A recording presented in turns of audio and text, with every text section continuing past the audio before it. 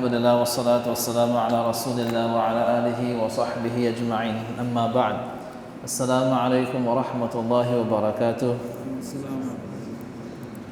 Today inshallah we'll be continuing our discussion in Salatul Jumu'ah. The first session we spoke about those conditions necessary or upon whom Salatul Jumu'ah is obligatory. We spoke about the compulsion in Jumu'ah and upon whom Jumu'ah is compulsory. That is one set of conditions, and the second set of conditions are those conditions that are necessary for the existence of Jumu'ah, for Jumu'ah itself to be obligatory. We're not speaking about the person, right, being what, a male, being a resident, being baligh. But we finished those conditions, that is upon whom Jumu'ah is obligatory. Now we're speaking about those conditions that are necessary for the Jumu'ah itself to be valid. So from the conditions necessary for Jumu'ah to be valid, it must be held in a city or a town, right? So this is Barrackpore is a city now. Listen, the definition of a city or a town, according to the jurists, right, at those days, Medina was the city, was the town, Mecca was the city, alright? So the jurists, they define a city as any place where the population can what? The needs of that population is fulfilled. You have market, you have food, you have buying, you have selling, you have somewhat level of what, a justice system, right? Here the police station would serve as what, even though what, they're not that efficient, right? But at least something in place for what, where an oppressed person could get what? His or her rights, right? A person what? So that is the definition of a village, of a city or a town, right? A village is a place where what? The basic any amenities a person has to travel out to get it, right? We don't have much places like this in Trinidad anyhow, right? So even though forget the name, this village, Victoria Village, Kelly Village, forget the name, right? These are what? Towns and cities by definition of the Sharia. So Jumu'ah, the condition for Jumu'ah to be valid, that it must be held in a city or a town, right? It cannot be held in villages. One is that it is not obligatory upon what the villager, right? Even though people may call here this, okay, this is the village area, that is the village area. This is what? This fits the definition of a town. Right? It fits the definition of a town. So, Salatul Jumu'ah is not obligatory upon what the people in a village. And secondly, if it is held in a village, it will not be valid. Right? If it is held in a village, it will not be valid. That is why the same rules apply to Salatul Eid. That is why you see what? The Prophet ﷺ at time, Eid and Jumu'ah came on the same day, right? And this is what we had a little controversy here. Normally when Eid and Jumu'ah fall on the same day, all right? So yes, we see the hadith of the Prophet ﷺ, he performed what? He performed Salatul Eid, right? He performed Salatul Eid, right? But Nabi alayhi salatu wasalam, he performed Salatul Eid, and then he told those what? Those who came from far, came from out, right, they can go back, right? Nahnu nujammi', we are performing Salatul Jumu'ah. If they want to join, they can join, right? If you stay in khalas, but we are performing Salatul Jumu'ah. If you want to perform, you can perform, otherwise not. So here, Nabi alayhi salam, in this hadith, we see what he's given, what an option. Right? He's given an option to perform what? The Jumu'ah or not. Right? A person already performed Salatul Eid. Here we see the Prophet ﷺ is given what? An option to perform Salatul Jumu'ah. Right? And from this now many people what? Or some people they tend to believe that if Eid falls in the day of Jumu'ah, then a person would perform Salatul Eid and Jumu'ah becomes optional. And that is a misunderstanding. Here the Prophet ﷺ was speaking to those who came from far, the outskirts of Medina, from the village area. Why? Because Salatul Jumu'ah is not obligatory upon them. Yes, they would come for Eid because it's a festival, it's an Islamic festival, everybody would come together. But Salatul Jumu'ah is not obligatory upon these people. That is why the Prophet ﷺ mentioned, Inna nujammi', we are performing Jumu'ah. Right? We are performing. We the inhabitants of Medina, we are performing Jumu'ah. If you want, you can perform if you want. If you don't want, then you don't have to perform. Why? Because it's not obligatory upon you all. Right? So anyhow, from the conditions of the word, for the validity of Salatul Jumu'ah, it must be offered in a city or a town. Right? And we mentioned what is the definition of a city, what is the definition of a town. So if it is offered, if it is not obligatory upon the people of the village, then what they have to do, they have to perform Salatul al-Dhuhr. If they were to perform Jumu'ah, that Jumu'ah would not be valid. Alright? That Jumu'ah would not be valid. I don't know, we have any places like that in Trinidad? Like, say, village areas that people have to go out to what? To find what basic any amenities they're not available in that area?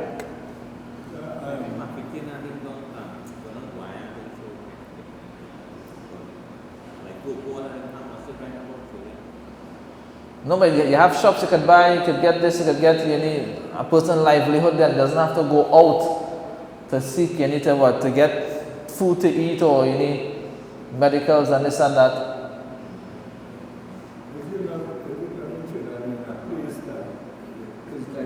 Yeah, like in the jungle, in the forest, in the desert, right?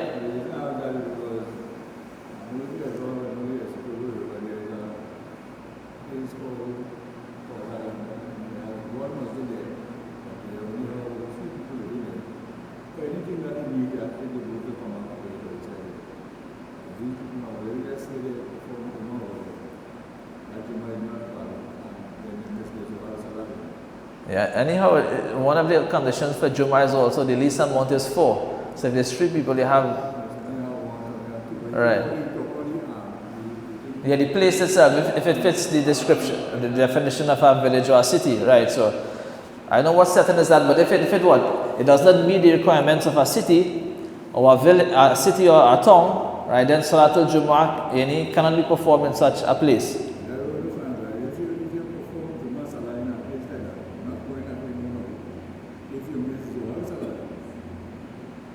Then that person he would have to do qadha for Salatul Dhuhr. He would have to do qadha for Salatul Dhuhr if it actually is such a place. Understand? Sometimes you can have You can have a town, right? But that town stretches far. And then the end of that town is more is not that populated. Right? It's not that populated. It's the end of the town, end of the city. It's not that populated. They have a few people and and they have to travel to come in the inner town to get the amenities, right? Salatul Jummah would still be valid. Why? Because that is within the town, right? Even though it's remote from the actual city, buying and selling and markets and everything, right? It's in the outskirts. It connected to the city, part of the city. It will take the rule of the city, right? So if there's a masjid there or Salatul Jummah is established there, then it would be valid. It would be valid. Understand? Some cities are small, some cities are massive, right? Like some cities probably we have cities that even bigger than Trinidad. In Trinidad we have small cities, right? So these cities are massive cities and spread out, and a part of the city, right, is not really populated, right? And people from this part of the city, they have to go inland or inwards to meet their basic necessities and whatever. Salatul Jummah would still be valid here. Why? Because this is part of the city, right? And it's also connected to the laws of Safar, right? We spoke about laws of Safar in the last 2 classes, right? So from from point A to point B within the same city, even though you have a distance of 77 or 78 kilometers, from city to city, within the city, a person cannot be a traveler. The laws of traveling do not apply to that person, even though he have to travel that long distance within the same city, right? He would not be a traveler by definition of Sharia. If someone is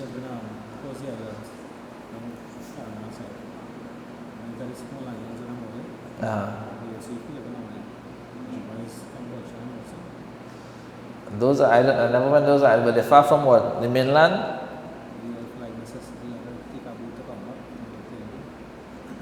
right? So probably places like that, right? How far from it? Considered part of what? Any place over there, or that's separate?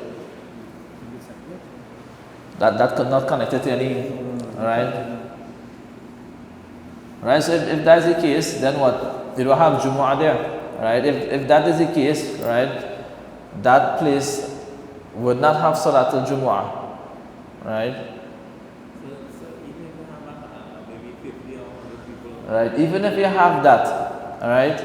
Some scholars, they mention, listen, if a large amount of people, right, enter a place, right? A large amount of people enter a place, meaning what? Is a village setting, right? But a large amount of people over there, like what we have Ijtima in what? In Karachi, right? They go to the outskirts, outside Karachi, right? Around the town, right? But the amount of people gathered over there, right? They say Yatamassar, it becomes a Misr, it becomes a town for that period of time, right? For that period of time, right? But generally, according to the Hanafi madhab, if the place itself, right? If the place itself is a village, Jum'ah would not be valid. Other madhab, they have different conditions, like according to Imam Malik, rahimahullah ta'ala, according to him, once you have 40 people, you can establish Jum'ah. In any place, once you have at least 40 people, you can establish any Jum'ah, right? But in the Hanafi madhab, they look at what is a city, a city or a town, and what is not a city or a town, meaning a village. And they mentioned Salatul Jumu'ah, that is not valid in a qaryah, in a village. It is only valid in a city or a town, right? And they define what is a city, what is a town. And they also based on the athar and the ahadith of the Prophet alayhi salatu salam, the Prophet alayhi salatu salam, when he migrated to Medina, right, before he entered Medina, he was in the outskirts of Medina, right? He was in the outskirts of Medina, the village area. A Friday passed him, right? While traveling, a Friday passed. The Prophet ﷺ didn't offer Salatul Jumu'ah, right? He didn't offer Salatul Jumu'ah in that place. And here the jurists and the fuqaha mentioned why, because that place was a qarya and a village. When he entered Medina, yes, that other Friday he performed any Salatul Jumu'ah. He performed Salatul Jumu'ah. Why? Because it was the city or the town. And the Friday before that, the Prophet ﷺ, in his journey to Medina, he didn't perform Salatul Jumu'ah. Why? Because it was not a city or a town. It was still a village area. So based on that also. Yes, that was mentioned down the island. Yeah.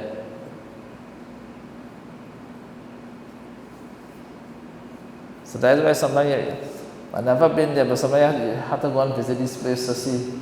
Right? If it was a next route other than a boat, I would have reached, not that boat.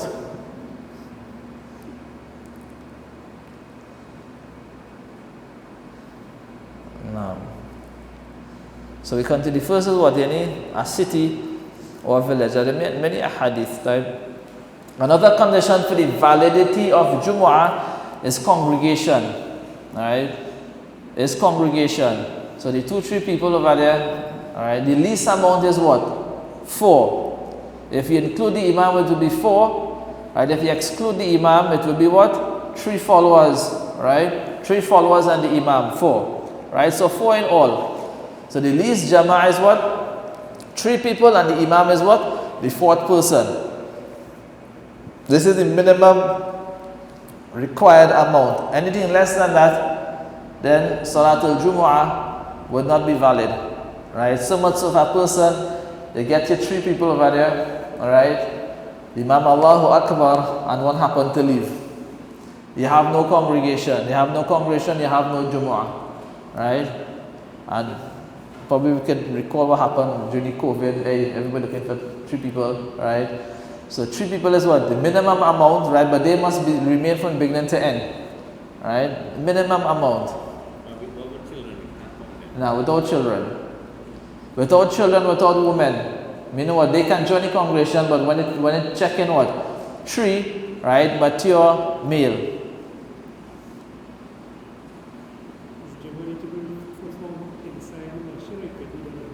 Right? There's not a condition, right? There's not a masjid is not a condition for Jumu'ah. right?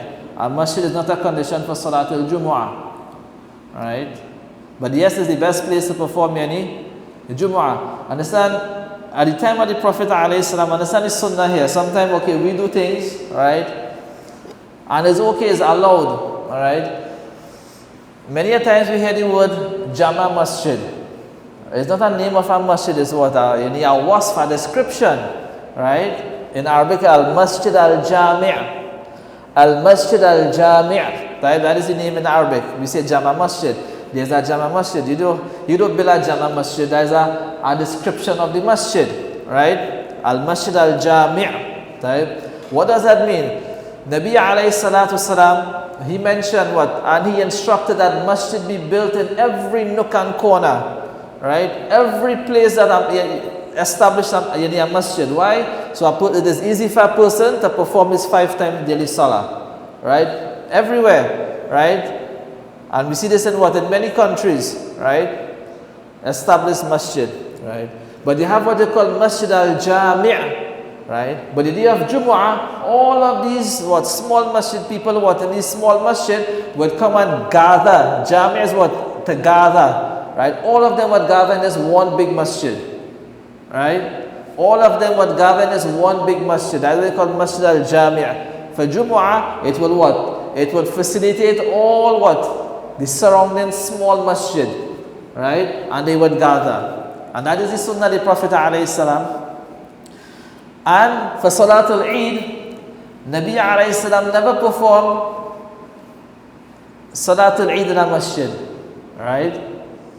So you have the Masjid Al-Jami', Salatul Eid. Now all these Masjid Al-Jami', not the small one but the big ones in Masjid Al-Jami', they would come together and perform Salatul Eid, right? So performing this Eidgah thing is, understand, is not a Salafi thing or this thing or that thing. That is the sunnah of the Prophet ﷺ. Alright? The Prophet ﷺ mentioned what? That they would see what? And one of the reasons they would see what? The beauty in Islam, they would see what? The strength in Islam is so much Muslims. Even the women folk, the Prophet ﷺ, they should come and what? Join the congregation, right? They have their section or whatever, right? But they should also what? Also take part with all conditions, obviously. So sometimes a person, when they see what? The strength in Islam, all these Muslim people, right? A person, it brings what? That person feels good in his heart, right? But is it what? It is what it is, right? I know Imam Sam was trying to organize, right? But so that is the sunnah. But you know how masjids now it become very different, right? Different, right? Our masjid and this and our masjid and everybody wanna have their but that is okay. But for Eid, at least what? Everybody together, right? And this ground can hold what? The whole of Barrackpore? Only masjid in Barrackpore?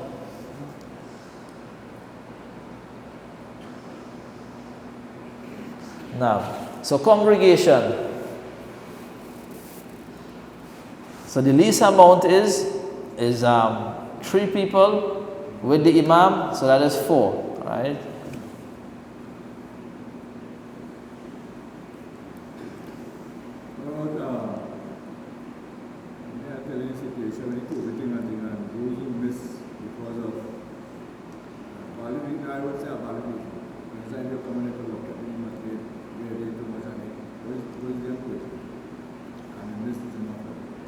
If a person missed Jumu'ah, whether it be for a valid reason or invalid reason, he would have to do Qadha Salat al-Dhuhr.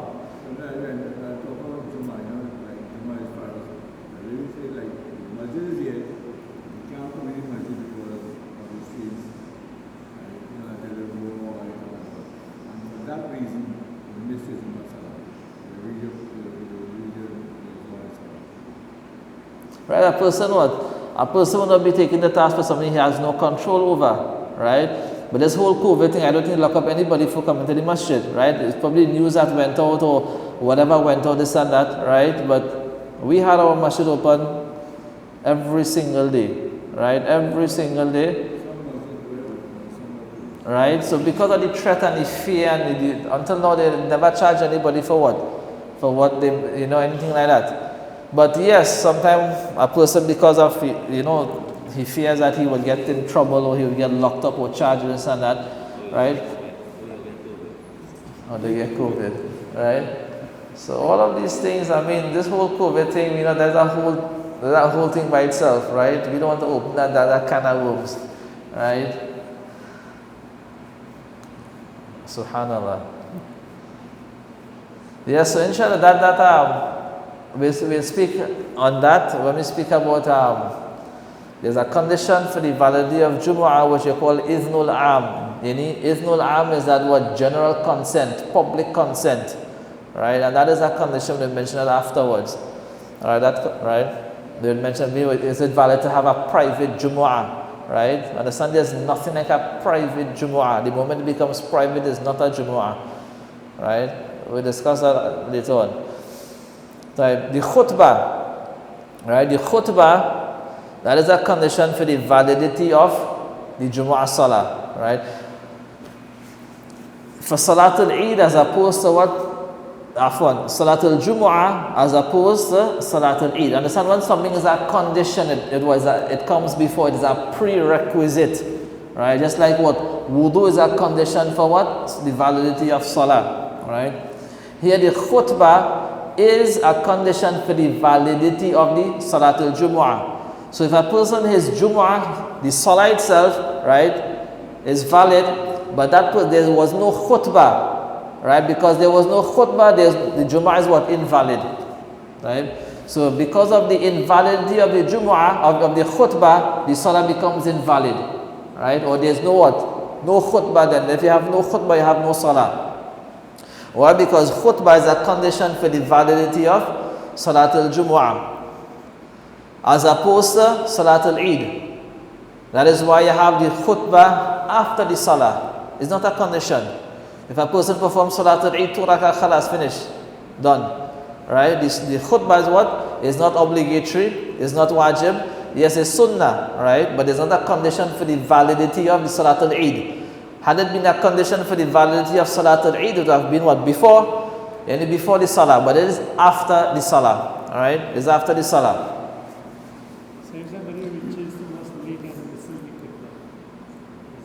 Right, understand? We're speaking about the validity of any Jumu'ah, right? So, khutbah is a condition for the validity of the Jumu'ah, right? But a person attending the khutbah, that is not a condition for the validity of his Jumu'ah, of his Salah. So much so a person missed the entire khutbah, right? But he gets the Salah. His Jumu'ah valid, right? Even though he missed 1 rakah, he will stand and he will complete at the end. He missed 2 rakah, he met the Imam in what? The sit-in posture, the tashahud posture, right? He would still have what? Jumu'ah, and he would stand and he would what? Complete 2 as a masbuk, as a late comer, right?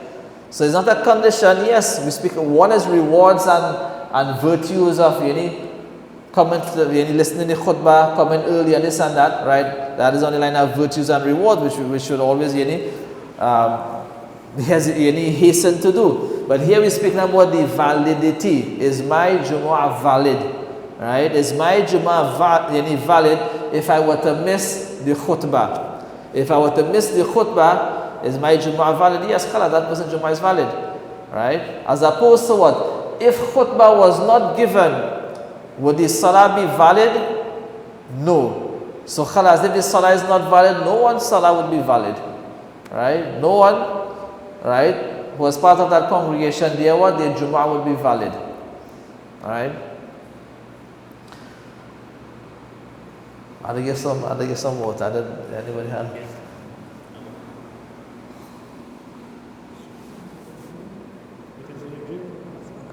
What's that?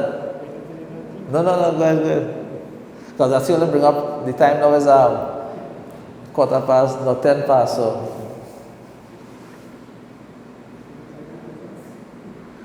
No, go ahead. Okay,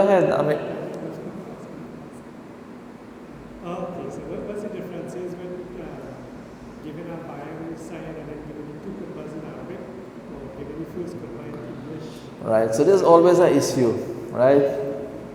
Always an issue. right? And you have what? You have three set of views or three set of practices, right? According to what? One view, right? One view. What's that?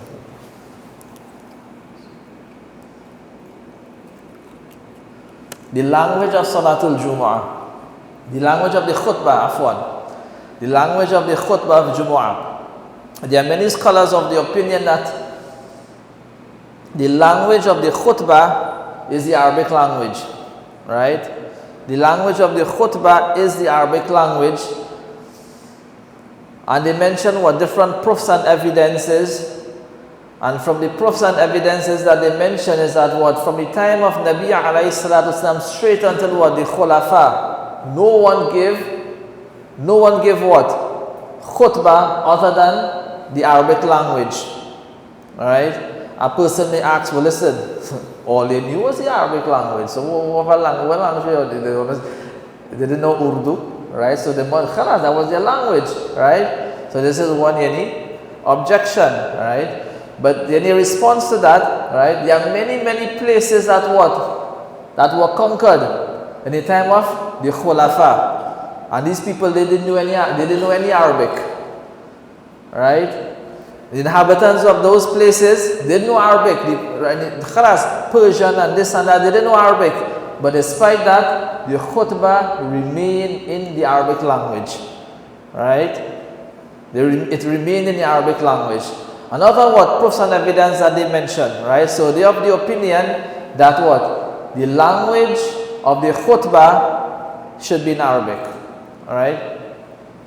Now, what we have over here, sometimes we have in many masajid, you have what you call a bayan. Understand? Listen, if I sit down here and I talk with this desk, you'd say we have lessons, right? We have classes.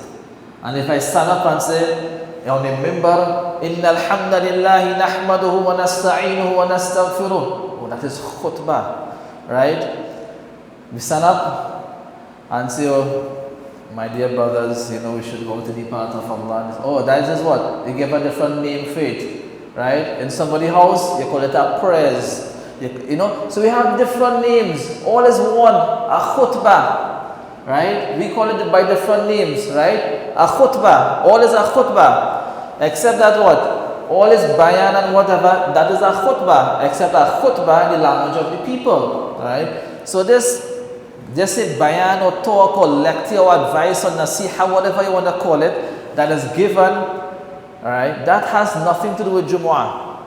Understand? We're not saying it's a bid'ah, right? But because the language of the khutbah is in the Arabic language, right? You need to benefit the congregation also.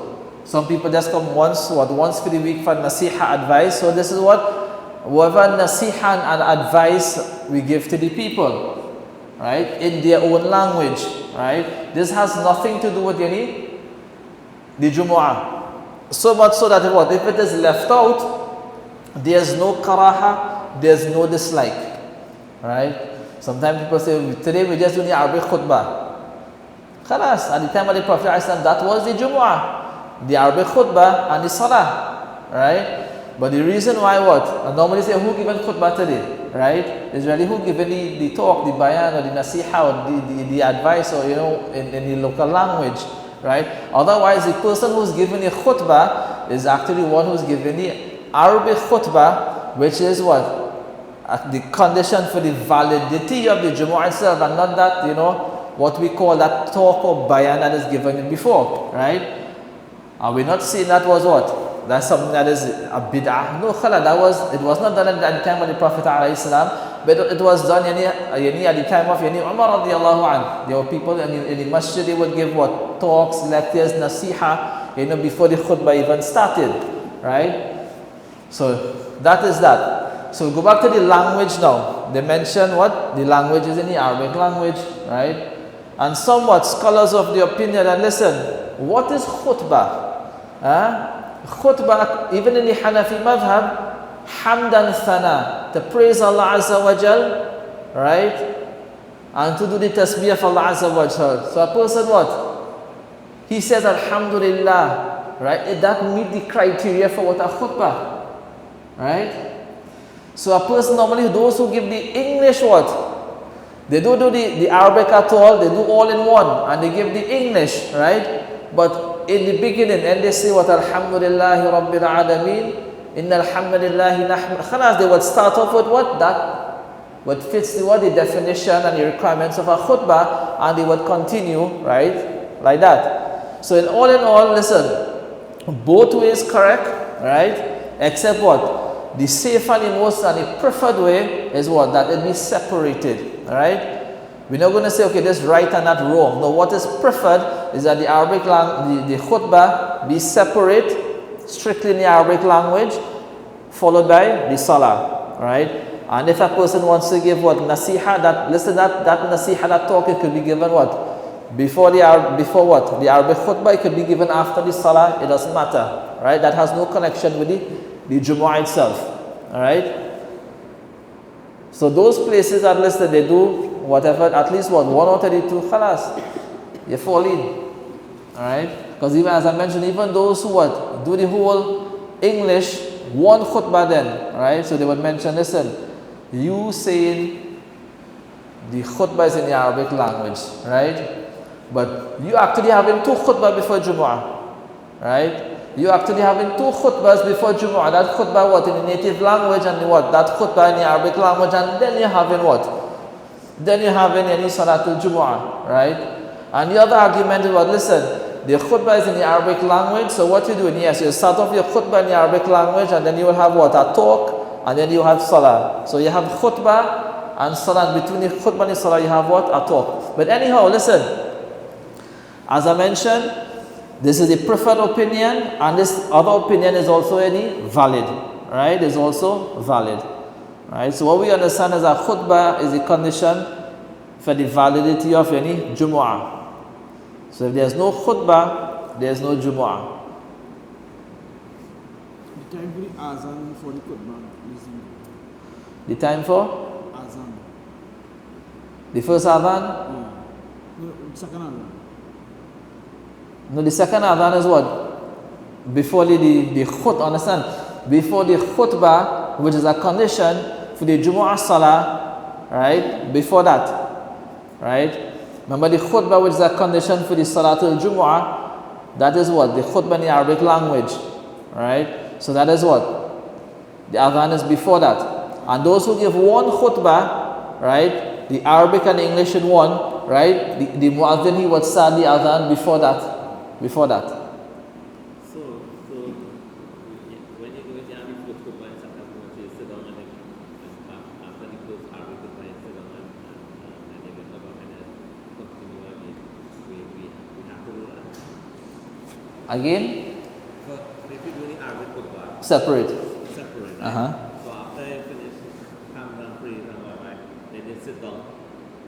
The imam will sit down and you make a little zikr and you go back and start again. Alhamdulillah. So we have to sit down and make it two parts. The sunnah is what?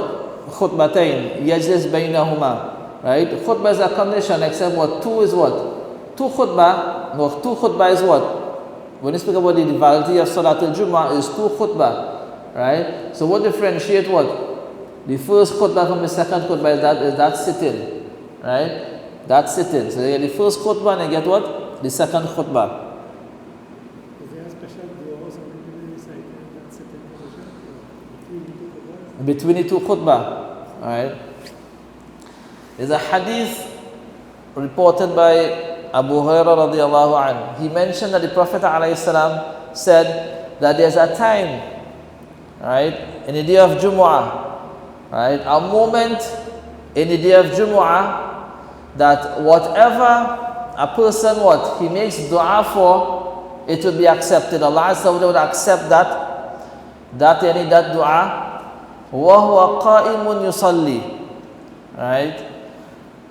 And this is the hadith itself, right? Except that what many people interpret, right? When is that time in? Some people mention, right, when the imam right? One view is what? When after the Imam, what? He gives salam, right? After the khutbah of the Imam, and before the Imam start the Salah, right? Some people have that opinion, right? Some people have the opinion that it is what? Between what? The two khutbah, right? But understand, the preferred views are what? It is that moment just what? Before sunset, right? And that mentioned specifically in the hadith of recorded by Imam Muslim. That is the timing, right? But the little what? Confusion here, right? The hadith mentioned وَهُوَ يُصَلِّي, right? It will be answered at a time that person is performing salah. So even what? Even Abu Hurairah radiallahu anhu, right? He mentioned, but the hadith mentioned وَهُوَ يُصَلِّي, right? He's in salah, right? So it was said to him that listen, a person what? Waiting for salah is as though he is in salah. Right, so that time over there, according to most of the ulama, is that timing just before sunset. That's why certain places you'd go just before sunset. On a Friday, you'll see people what? Raising their hands and what? Making dua. And that is the preferred view. Why? Because listen, between the two khutbah, right? A person not allowed to speak.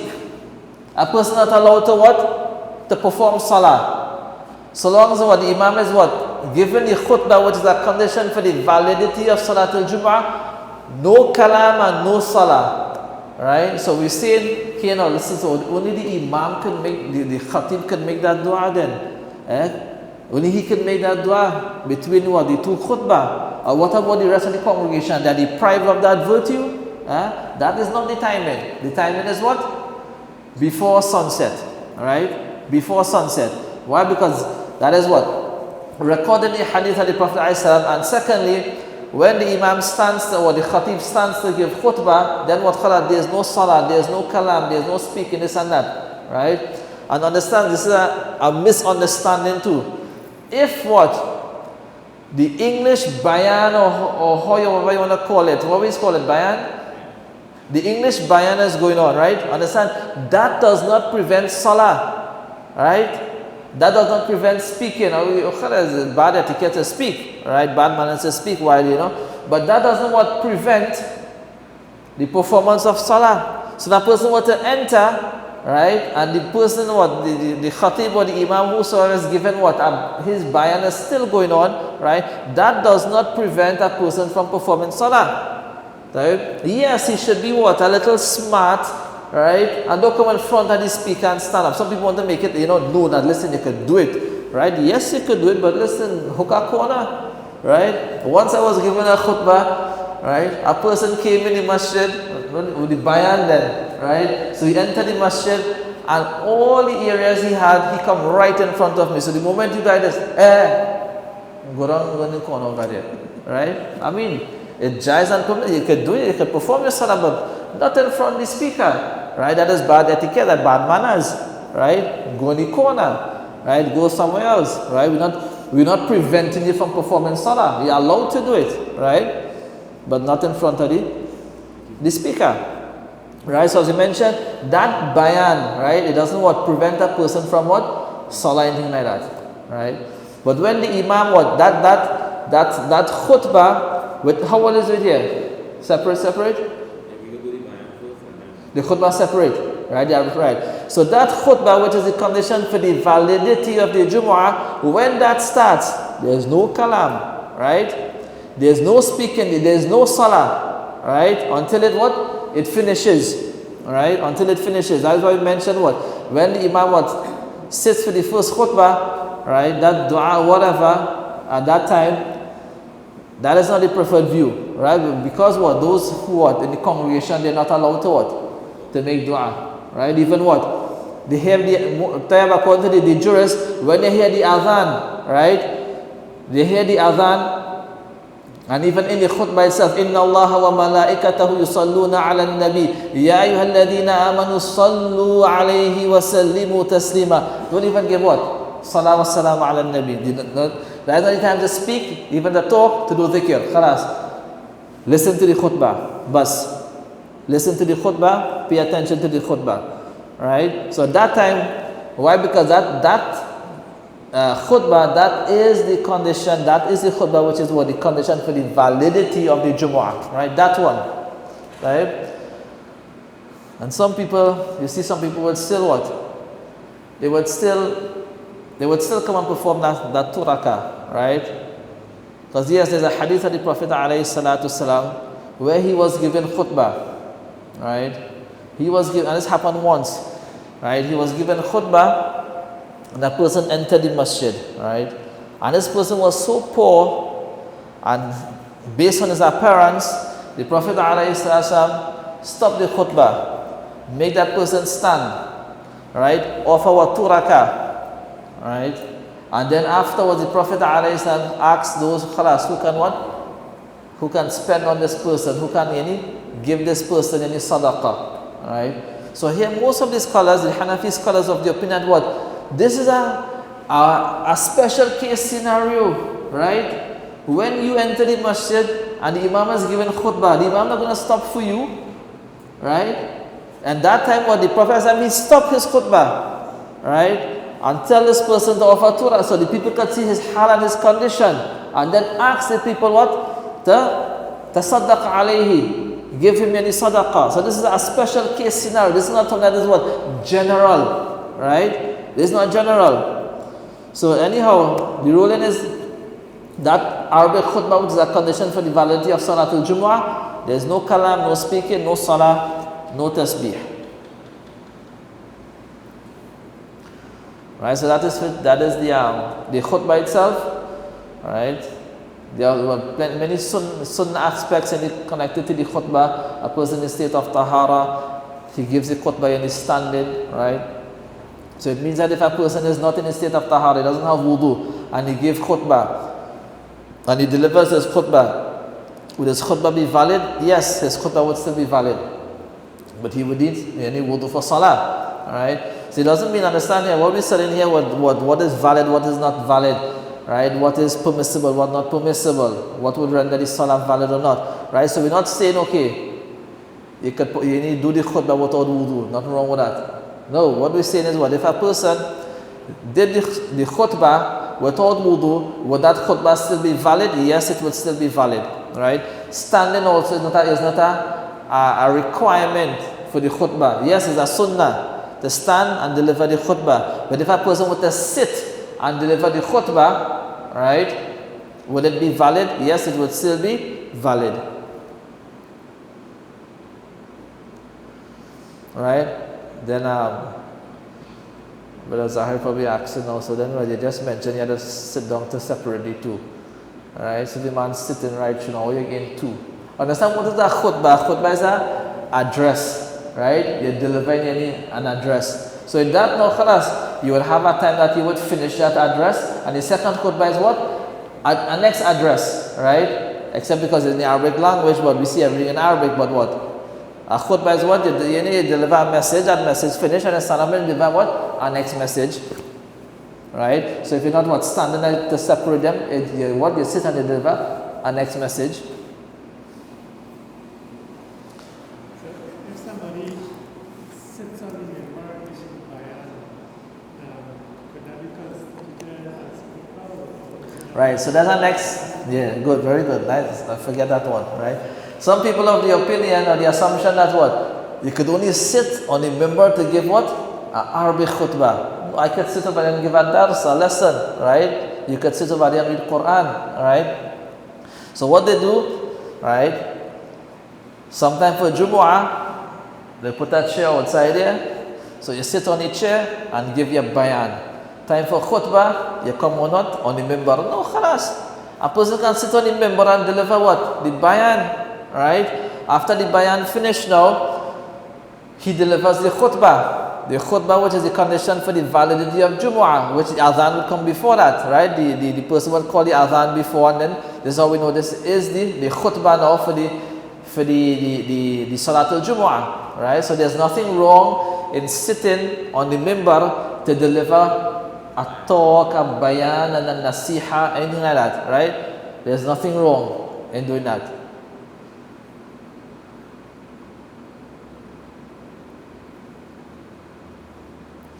Right, we're going now to what? The timing of Jumu'ah. Any question with the khutbah again?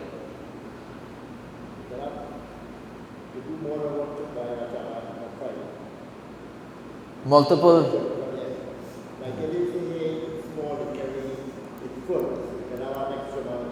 Alright, so you can have what? You can have multiple Jumu'ah, right? That is okay, alright? Except that what? Each Jumu'ah has what? A separate khutbah, right? We can't say, okay, listen, we deliver what? One khutbah and we're going to have two Jamaat. So the first Jamaat would perform and then after we are going to have our next Jamaat. No, each Salah must have a khutbah with it. Right? Each what? Each Salah, each Jumma Salaah must be preceded by a khutbah, separate. And you can say the same thing, right? And also, the Imam for the first Jumu'ah must be different from the second Jumu'ah, right? Remember what? Jumu'ah is like there's a Fard Salah. A person can't perform any Fard twice. Right? So he performed Salatul Jumu'ah. The next congregation now, he cannot lead that congregation, nor anyone who was part of the first congregation, right? Because they already performed their Jumu'ah. So if you perform a Jumu'ah and you're going to perform 2 rakah, that would have to be nafil, right? So you'd be performing nafil and those behind you would be performing any fard, right? Salat al-muftarid wara al-mutanaffil is what? Not valid. Right? But what could happen is that, listen, those who perform Salah in the first congregation, are they allowed to join what? The second congregation? They are allowed to join, right? Except the intention will be what? Nafil. Right? You could have performed Salatul Nafil Salah behind a person performing Fard Salah. For example, listen, right? You perform Salatul Isha in your house already, right? And you come to the masjid and you see what? When the Jamaat now going to start Salatul Isha. So yes, you already perform Salatul Isha, you can't perform Salatul Isha twice, right? But yes, you can join that congregation with the intention of Nafil Salah, right? So your intention is Nafil Salah and the congregation, right, is what? A Fard Salah. The Imam, his Salah is a Fard Salah. Going back to your question, what allowed is what? Listen, the same person who give what? The khutbah for the first one, he can give khutbah for the second one, right? And for the COVID it work out good because everybody what? Yes, they can do the 2 rakah, no problem, but I can't do the khutbah, right? Don't worry, right? So the same person who do the khutbah for the first, he could do for the second, he could do for the third, right? But more important, what? The imam must be separate imams, right? Separate imam for each congregation. Yeah, because he would join you, you would be the imam. Right, so your salah will be fard and his what following will be what? Nafil. Even if just 2 of them. Even if just what? 1. Right, you lead, right, and somebody else follow. Right? That came with the one incident at the time of the Prophet ﷺ, person what? Same incident, he came late. Right? Congregation finished. Right? So the Prophet ﷺ mentioned, Hal hunaka man yatasaddaq alayhi? Anybody want to what? Give this person in your sadaqah? Meaning what? Benefit that person, right? Meaning what? Go behind him what and perform salah, so at least you get that shackle of your congregation, right? Because he came actually for salah, right? Remember them days I had to watch your name. Alright, so he came for salah and he what? He missed the salah, he missed the congregation, right? So if a person what? The least for what? Normal in the congregation is what? 2 people, imam and 1 follower, 1 muqtadi, right? But this is different here for Jumu'ah and Eid, right? The least amount of followers is what? 3, right? The least amount is 3. So yes, if you come late, you can what? You lead the salah, and those who are, or anyone who already performed the salah, they can join. They can what? Join you with the intention of nafil, right? But I know who want to do that, but right? If someone does that, then khalas, inshallah, a person will get the reward of yani jama'ah. Alright, so inshallah we'll stop here today, but probably next week. Right, if we get permission, inshallah we get from the beginning we mentioned. So, alright, so jazakumullah khairan. Assalamu alaikum wa rahmatullahi wa barakatuh. Subhanallah wa bihamdihi. Subhanakallah wa bihamdihi. Ashhadu an la ilaha illa anta astaghfiruka wa atubu ilayk.